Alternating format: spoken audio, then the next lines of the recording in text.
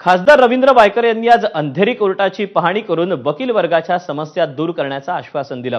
अंधेरी कोर्टाच्या इमारतीत प्रत्यक्षात 400 वकिलांची क्षमता आहे, पण सध्या या इमारतीत 4000हून अधिक वकिलांची कार्यरत आहेत, त्यामुळे त्यांना मोठ्या समस्येला सामोरं जावं लागतं।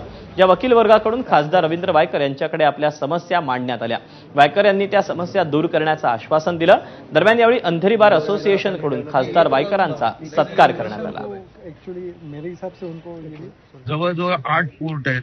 हे 8 कोर्ट बसायला कोर्टमध्ये आतमध्ये जागा नाहीये। त्यानंतर त्या खुर्च्या नाहीत, बाकीच्या नाही, हे नाहीये। त्यांची सर्वांची कपाटं हे पावसामध्ये दिसत आहेत।